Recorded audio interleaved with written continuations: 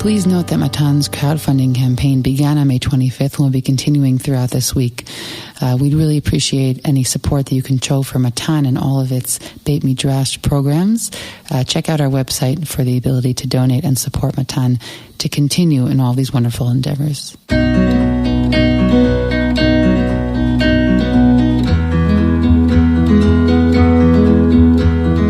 Hi everyone, I'm Dr. Yosefa Fogel-Rubel, and this is One-on-One Women Talk Torah, a series brought to you by Matan Women's Institute for Torah Study. Welcome back to Matan's One-on-One podcast. Today's episode is dedicated in memory of Mindel Reisel Bat Zivia, Myrna Sternberg, who passed away right before we recorded this episode. Myrna had a deep love for Torah learning, and we will deeply miss her. If you would like to sponsor a podcast episode in honor or memory of a loved one, please contact the Matan office via telephone or email us at podcast@matan.org.il. Each week we spend 30 minutes speaking about a seminal figure or idea on that week's Parsha. And this week I'm thrilled to begin the fourth book of the Torah, the book of Bamidbar. Parshat Bamidbar opens with the book's first national census, the organization of the Israelite encampment, details the dedication of the Levites as unique servants of the tabernacle and its vessels, and details the tasks assigned to each Levitic family. Today I have the pleasure of sitting down with Rashat Beit Midrash of Matan and its academic director, Dr. Yael Ziegler. Yael is also a senior lecturer at Herzog College and a returning podcast guest. Yael, it's great to have you here today. Thank you. Thank you, Yosefa. It's great to be back. And I'll just say that I'm particularly deeply saddened, but also honored to be able to dedicate this class in memory of Myrna.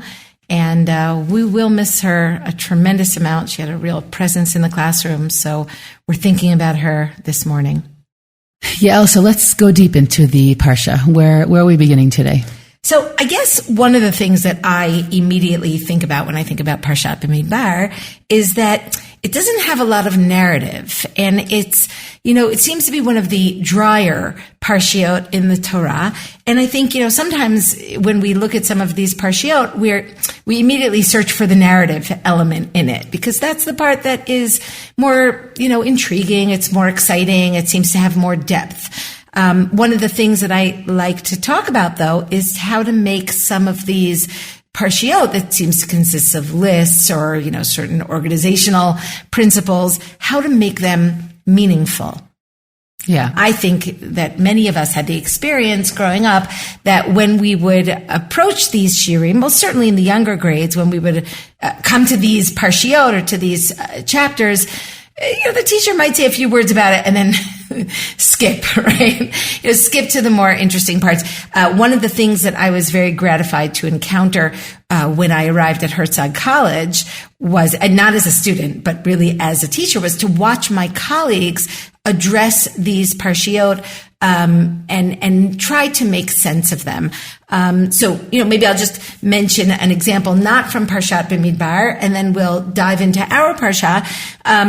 Because I think it's a really good example, which is, the beginning of Bereshit, when we have all those genealogies, the Toledot, right? Both in Perek Hey and in Perek Yud, chapter 5, chapter 10, we have these lists of genealogies, and, you get to them and you say, okay, but, we don't really have to learn them. We just have to know that they're there, right?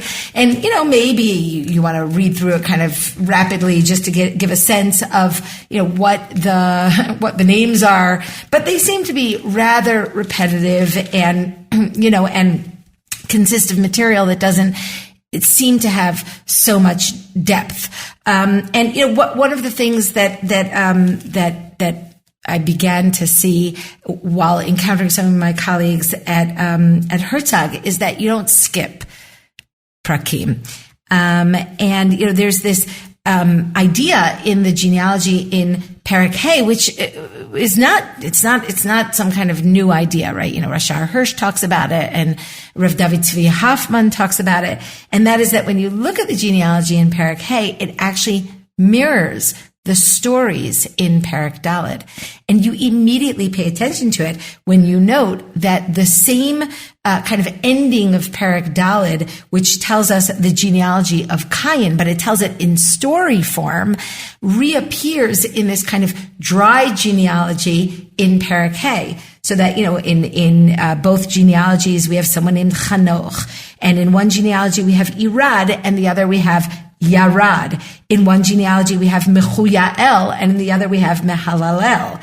Both genealogies have a lemech, right? So we have this kind of paralleling of the two genealogies going on, which again, we're not talking about Bereshit, Perek Hey right now, but if, that becomes kind of a clue to understanding how to regard our genealogy as part of a deeper story, so that we have the genealogy of Cain, which leads us to a world of technology and city building and power and, kind of a dangerous story, but one that bears a lot of fruits. And then we have this kind of almost dry genealogy in Perek Hey, which leads us to Noach, which leads us to an Ish Tamim. It's the genealogy not of Cain, but the genealogy of Shet. And so the mirroring of these genealogies creates these two kind of alternative lifestyles. In the academic world as well, you have, and some of it is due to people who have also walked through the walls of Herzog, and some of them are not, but you also have more literary study of those lists. Whether in that case, I also, Kasuto, who, I love, but he's written very long time ago, things that echo what you said right now about Perek Daled and Perek Hey and Sefer Bereshit. But you have more literary attention that's being paid to these lists. Why are they incorporated where they're incorporated? Why do they begin or end the way that they do? Meaning it's very obvious that there are choices that are made into how these lists are created, because there's so many facts at the hands of those who are putting them together. And there are choices that are made about what makes it and what doesn't. And those choices are often where we find the most meaning in these lists that are, I agree with you, very far from being dry, and they contain a tremendous amount of message, ideas, and ideology incorporated in them. Yeah, well, I think two things. First of all, I think that the Midrash was often arriving at similar kinds of conclusions that we might arrive at today, but the Midrash doesn't necessarily show us the whole process. In other words, the Midrash is kind of going to jump ahead and say, look at what the line of Cain produces, as opposed to what the line of Shet produces. But they're not necessarily going to, hold your hand and take you through the process as many scholars will do today. But the other point that I wanted to say in response to your point is that I think that Rashar Hirsch and Rav David Tzvi Hoffman, are responding to academia. There's what academia often did with this kind of mirroring. Perek Daled, we have the line of Cain, and it seems to be kind of mirrored or maybe even repeated in Perek Hey. And so, in academic circles, that was kind of chalked up to two different versions of the same story found in two different documents. And Rashar Hirsch and Radatz Hoffman, who were very disturbed by this kind of I would say almost facile attempt to reconcile this repeating element, they had to look at this and try to discover meaning in it, so that some of these new approaches are actually in response to academic Tanakh study.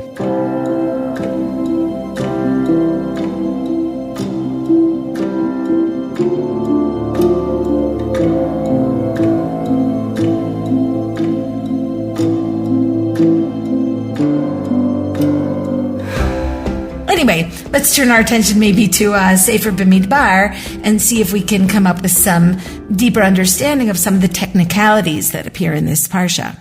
Great. I'll start by saying that, in our first parak we have the census, and, there's been a lot of work done with the numbers and the counting, and I'm going to, for the moment, kind of skip over that and look in parak Bet, which is the organization of the machaneh, right?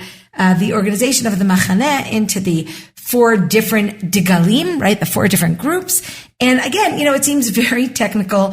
Who goes with who, where they are, what's in the middle. And this is the way they camp. It's possibly also the way that they travel, although about that there seems to be some machloket, and probably the simple meaning is that they travel in a line, but they do not necessarily in a box in the way that they camped. Rashi brings both possibilities, but they do certainly travel with their group, with their subgroup. And what's interesting about this is that once you begin to pay attention to the subgroups and their positioning around the Mishkan, things begin to emerge which are interesting, right? In other words, ideas begin to emerge, meaning begins to emerge. So the first thing you note is that on all 4 sides of the Mishkan, there are 3 tribes, but that each of these 4 groups has a leader, right? I don't know, maybe that's not the first thing you know. The first thing you know is that Shevet Levi doesn't camp with them, right? Because they camp in some kind of internal structure. Maybe we won't talk about that right now. But the fact that we have 4 leaders, that itself is interesting. It's again, I would think, well, how many leaders does Am Yisrael need? A leading tribe. Right, one. Right, one leader. 4 leaders seems to be, I don't know, mu'ad lepuranu, like it seems to be a recipe for, all sorts of struggles, contention. But again, even going back to the stories of Bnei Yaakov, Rachel, Leah, Yosef, Yehuda, Reuven, we already sense that there are different leaders going on in the family. And it doesn't really surprise us that those same leadership figures reemerge in this tribal context, right? In their tribal configurations. So we have 4 leaders. We have Yehuda on the eastern side of the encampment. We have Ephraim, meaning the leader son of Yosef on the western side. We have Dan, who is actually does not seem to have any leadership role in Sefer Bereshit. So he's our most surprising figure. He's on the northern end, and he is the oldest son of Bilhah. So he kind of becomes the leader of the maidservants, of the children of the maidservants. And then in the south, we have Reuven, who certainly is looking for some kind of leadership role. And he is, of course, the Bechor. He's the real oldest son of Yaakov. So we have these 4 leaders. I would also say that Dan, he comes up with the Mishkan, meaning his first role, so to speak, is when he is part of the creative side of the Mishkan, and he gets paired up there also with a representative from Yehuda. So there's where we have sort of like the first element of Dan that becomes a leader. Later we'll have more. We'll have other leaders who come from Dan, like Shimshon. So yeah, he's unexpected here, but our first hint is already in Shmot, where we hear about Shevet Dan. Yeah, absolutely. The fact that he's chosen to partner with Yehuda in the laying the foundations and building the Mishkan is very significant, definitely. So I guess the first conclusion that we could draw is it's okay to have more than one leader. That's an interesting conclusion. As a mother, I don't know if I would naturally, I'd naturally conclude that. I might say, no, one leader is enough. But that there might be a need for different types of leaderships and maybe also different subgroups within any national context. I feel, though, that is the response to Sefer Bereshit. Like you said before, that it's surprising because we see all the struggles between the siblings. But I feel like one of the takeaways from those struggles is that when we're always trying to figure out which one is going to be the leader, that is what creates all the tension. So instead of having one leader, we say, okay, well, we'll try out a different structure. Instead of taking 12 and finding one, we'll take 12 and we'll find 4 who can sort of be those more dominant tribes. So in that way, I feel like it's a healthy progression away from all the struggles that we see in Sefer Bereshit. Yeah, I think it's also a healthy balance between recognizing that there are always going to be subgroups. There are always going to be people who kind of cohere together because they have similar interests or they have similar backgrounds. They may have similar socioeconomic needs, and this we'll see also later on in their placement in the land of Israel. And of course, trying to maintain cohesion, right? So that's a balance between recognizing that there are subgroups and recognizing that there's a national goal. I mean, I would say that there's a similar kind of tension in universalism and nationalism. We want to have a certain kind of group loyalty to our nation, but we also want to keep in mind, as the Torah does, that we all have universal goals, and there's something that pulls us together as humans. And that's why the Torah starts with the first 11 chapters. It doesn't start with Abraham. It starts with, let's talk about our shared goals as humans. Now let's talk about our goals as the children of Abraham. And even here, we create further subdivisions which have dangers, but also recognize a real human need for creating smaller communities, within a more intimate and both need-based, but also maybe even, value-based substructure. So that's the second point that I think is an immediate kind of conclusion. I would say also where they're placed is interesting, right? Where the east-west axis seems to be the more significant axis. And if we do imagine, like in Bamidbar Perek Yud, like it seems to indicate in Bamidbar Perek Yud, that they're walking in a line and not in a square. They're in a line, they're in two groups, right? Because the Mishkan is in between. So the first group is led by Yehuda, and it's Yehuda and Reuven together. That's the Bnei Leah. And the second group is Ephraim with the children of the maidservants, with Dan, and Ephraim is leading that group.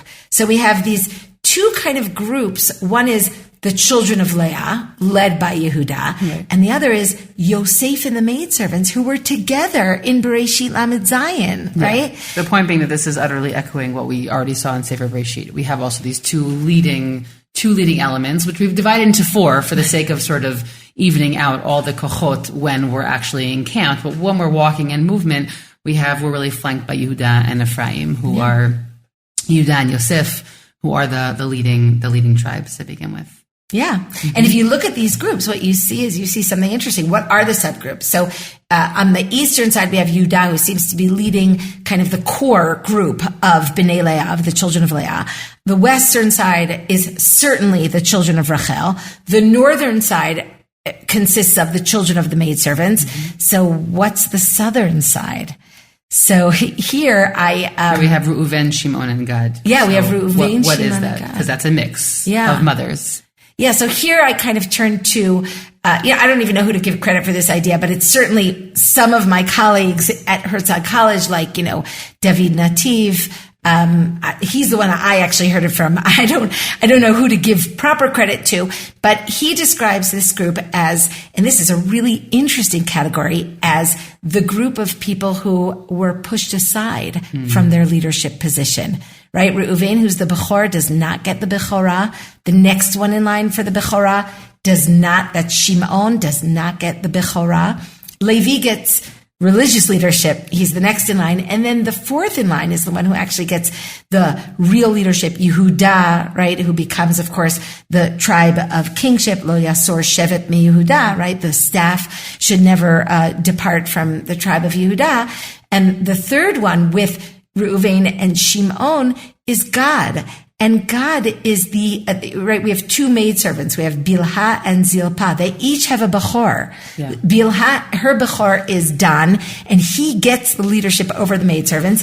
Zilpah's Bechor is Gad, and he gets no leadership position.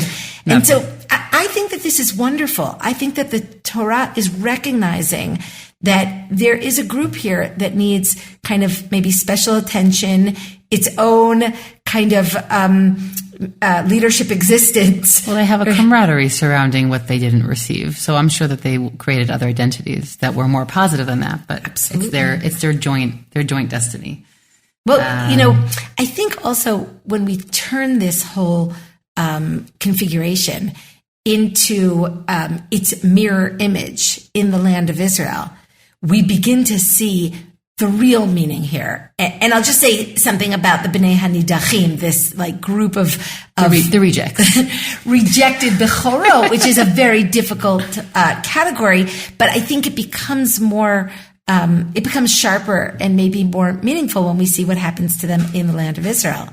which is, of course, that they don't really have allotments in the exact way that the others do. That's right. Reuven, for at least for a certain portion of history, also is not fully in the Cisjordan, in the land of Israel that we call it today. Shimon eventually gets engulfed in Yehuda's territory, and Gad's territory is also on the other side of the Jordan. Also on the other side. Menashe gets to play on both sides, but that's always true. Meaning Menashe, who here is with Ephraim, we also have only the half of Menashe went to the other side. So there's always a portion of Menashe that stays with with the broader group. So it's interesting that he's also not put with them here. Yeah. So, I would say what happens in the land of Israel, first of all, Shimon from the beginning doesn't get his own inheritance. He doesn't get a portion.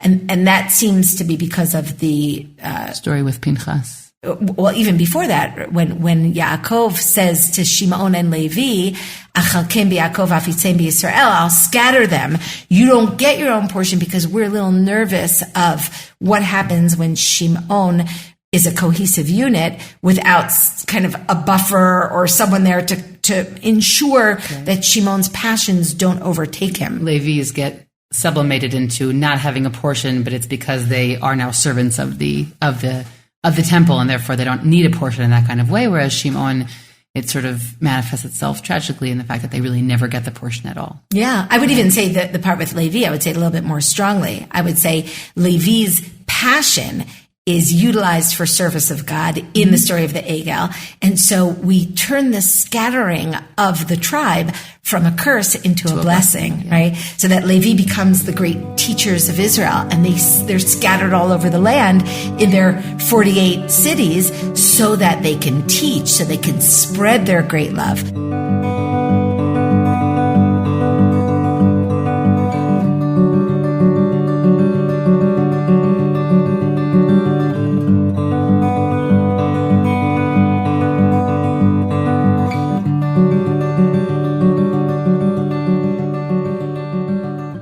To Reuven and Gad, I want to just point out that in Bamidbar, Perek Lamed Bet, when Reuven and Gad come to Moshe and they say to Moshe, we want to stay on this side of the Jordan. We don't want to go into the land.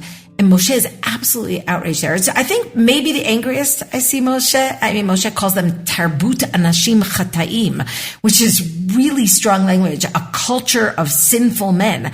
And he accuses them of doing all sorts of, this request is similar to all sorts of terrible, egregious sins that Am Yisrael did, Baal Peor, etc. So, you wonder what is so upsetting to Moshe. So I think the classic answer is, all Moshe wants to do is go into the land of Israel, and along comes Reuven and Gad and say, oh, no, we don't want to go into the land of Israel. We're happy to stay here. There's really good, grazing land for our cattle. But I think it's more than that. I think that Moshe is sensitive to the possibility that Reuven and Gad are opting out because they've always felt on the outside anyways. Yeah. So why not just stay back and be the masters of our own territory? Yeah, which is why the solution here, because of Moshe's sensitivity, is you can have this land, but first you have to show that you're in, that you're not taking the land like Lot when he separated from Avram, or like Esav when he separated from Yaakov, who go exactly to that area because of their cattle, but they do it in order to say we don't want to be part of the bracha, we don't want to be part of the blessing. So Reuven and Gad here possibly are saying, okay, we didn't get what we wanted, we are opting out of the bracha of Am Yisrael. And Moshe says, no, you can have that area. It's not, it wasn't the lechatchila plan. You can have that area, but you have to show that you're in. And I'll say just one more thing, and then we'll go on. And that is that with Menashe, you mentioned correctly that Menashe is definitely an anomaly. First of all, he gets the biggest area of the biggest tribal portion, and he's placed on both sides of the Jordan. But he's not part of the original two that come to Moshe. No, he doesn't. He shows up very mysteriously later on. No, Moshe places him with them. At the end of Lamed Bet, Moshe says, "Okay, Reuven and Gad, you can go, and Menashe, you go with them." And I think part of it he wants a bridge. He needs a bridge. Absolutely. Territorial contiguity, but also think about who an Menashe emotional bridge. is. No, I'm saying he also territorial, that's for sure. but he wants an emotional bridge. Meaning, I want to take a child who, or a tribe who didn't feel pushed out in the way that they did. And even though he was a Bechor. Nachon. He was the one who accepted. He was the one who accepted the being overlooked, right? That's one of the best tikkun in Sefer Breshit, is that scene there where we get back and we're all very scared of what's about to happen, but then you have a child who doesn't seem to care. It's a remarkable tikkun. Or I don't know if he doesn't care, but he accepts it as this is the destiny. It doesn't become another familial drama. It just is. And so he's placed with Reuven and Gad almost in this, educational way, right? You stay with them and make sure that they retain their insider status and their desire to, be part, because you have that, you have that ability. So there's a lot, so you talk about the placement of people of the tribes around the Mishkan, and then suddenly you see that it's actually mirrored in the land of Israel with, deeper and deeper meaning. That really gives us insight into, what's going on. This conversation is throwing me also to these questions about how people choose where to live today, which I think is also, there's so many questions that go into that. And when my husband and I were looking for a very, very long time, trying to figure out what our next step would be after living in a city. So there's a column in the paper that we receive, which is every week they feature another family living somewhere in the land of Israel. And we were just kind of like lost in this topic. And there was a long story that came after that. But we would note always, how is it that they chose to go where they went? And a large percentage of those people chose to move where they had family members. That was a very clear overarching factor in this country. And I have a lot of reasons why I think that's the case, but we'll leave it at that for now. And then there would be all other. There would be personality. We wanted something totally different. We definitely didn't want to live somewhere that was anything like where we grew up. We wanted a place that resembled but wasn't physically close. Or there were all these different reasons why people ended up living where they did. And so this sort of is throwing me back to that place of there's a tremendous amount of significance where people end up. I could say for myself that where I am right now and where I'm looking at this moment out from my window as we record is that this is a place in the country that I fell in love with when I was 18 years old. And I traveled to many other places and even tried living in other places, but there was something about this spot that kept pulling me back, even when I didn't want to come back. And so it's sort of this interplay of the psychological drama, or the familial dynamics and how people end up living where they live. And I think that what you're pointing out about the tribes of Israel is that there's a familial drama that's sitting behind the geographical reality that we read about. Listeners are wondering where you live. I think they know. I live in Gush Etzion, but I feel like I've said that before. Okay. But there was anyways, yeah. But I will, look, in terms of their placement in the land of Israel, God places them as opposed to, maybe true. God places us also. But there is an element of choice, like we just said with regard to Reuven and Gad. And, God, the tribe. Yes, I understand. But, there does certainly seem to be some correlation between where they are and what their destiny is and, what their role is, what is the meaning of where they were placed. So I'll say a couple interesting things. First of all, Binyamin becomes the area of the Mishkan, right? So he kind of, if you look at the configuration around the Mishkan, the Mishkan is an object, right? But in the land of Israel, the Mishkan morphs into the Mikdash. And we have, wherever the Mishkan goes, it wanders around in the tribe of Binyamin. One question is with regard to Shiloh, but there's an opinion that Shiloh is also on the tip of Binyamin. That's a Gemara in Zvachim. But the fact that Binyamin becomes the Mishkan is itself an interesting point. Why does he merit the Mishkan? But the more interesting point, in my opinion, is that if you look at the tribe of Binyamin and where he's placed in the land of Israel, he is surrounded by 4 tribes. On his south, Yehudah. On his north, Ephraim. On his west, or on the western side, Dan. And on the eastern side, Reuven. And it's the 4 leaders. Right now, in the land of Israel, the north-south axis replaces the east-west axis, because there is no real east-west axis in the land of Israel. It's just too narrow. So the primary directions in the land of Israel are north and south. And so Yehuda and Ephraim are on the north-south axis. So it kind of shifts, Rotate picture right. Yeah, exactly. Exactly. But what I think is remarkable about this point is that even though largely in the land of Israel, the different subgroups remain together, contiguous to some degree, with certain very notable exceptions, the four leaders are all placed in the center with equal access to the Mishkan, with equal access to the Mikdash. And that is a very, democratic statement, right? It was, even though we have these different subgroups and, it seems that certainly, some of the subgroups seem perhaps less significant in terms of their leadership role than others. In the end, all four subgroups have a representative at the center, which I think is a remarkably, kind of advanced idea. Right. So again, we have this idea where these leading tribes are somewhat central. I mean, someone could have been put in a large allotment up north, right? Or a large allotment, well, not so much down south, because the southern was a very limited area also in the time of Tanakh. But that they all have this equal access. It does place Binyamin a little bit above them. Also, I thought that the Mikdash straddled a little bit. No, it doesn't. No, the Mikdash doesn't straddle is fully Yehuda and in Binyamin. Binyamin, but Yerushalayim straddles. But you're right, because it's the border goes right between the house of the Melech and the house and the Mikdash, right, yeah. which are adjacent to each other. They're attached to each other. The Mikdash itself is in Binyamin. Yeah, it's in Binyamin because Ben Ktefav Shachein. That's right. Part of the bracha to Binyamin is that God dwells. Rofef alav kol hayom ben ktefav shachein.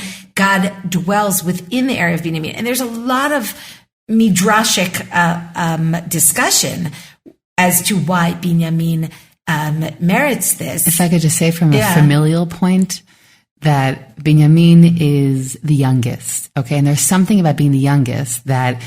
There's something about them that could be a little bit favored, but they don't, I'm going maybe a different direction than what you thought, but there's something that could be a little bit favored, but there isn't that same, first of all, there's no jealousy surrounding him to begin with, meaning in all of the hoopla of Sefer Breshit, he doesn't garner that negative energy, that actually the energy is positive, trying to protect him in order to protect Yaakov. But I would say even from a familial psychological perspective, it's often the older children statistically that have a lot of that, the difficulty, the struggles with each other. Exactly, because they're carrying over their parents' angst. There are all different reasons for why. But the youngest child, there's something a little bit more neutral about them. I know it's very hard to say. I'm sure many people who are youngest children listening will say, I'm nothing neutral about my family position. But there's something certainly biblically about Binyamin that is more neutral than others. And it's interesting to think about how that carries over also in the familial general psychological perspective. Yeah. I know at least in our little family that the youngest gets just eaten up by everybody, but I'm sure different families are different things. Yeah. Look, I would say you covered some of the ground that the Midrash offers. The Midrash offers a range of reasons, one of which is, in fact, that Binyamin, because he's the youngest, he's the one who cared for his father in his old age. And one of which is because Binyamin was born in the land of Israel, which seems more technical, but maybe not, more metaphysical, let's say. But the most important point, which is the one that you made, which I think is the most important point. I mean, the Midrash doesn't necessarily give different gradations to its reasons, but that is that Binyamin actually is neutral. Binyamin never takes part in the sale of Yosef. Mm-hmm. Now, again, there's a technical reason for that. He was probably something like 6 years old at the time. Yeah. But the fact that he wasn't part of it means, and I think the word that you used is the correct word with regard to Binyamin, and that is neutral. Binyamin, whether he's most loved, or certainly they're trying to protect him, but, I don't know if he's most loved, but certainly he is the most neutral figure of the brothers. And that, I think, really comes to the fore in that he never speaks. There's an interesting thing about Binyamin. The stone in the Choshen that is applied to him, that has his name on it, is a stone called the Yoshfeh.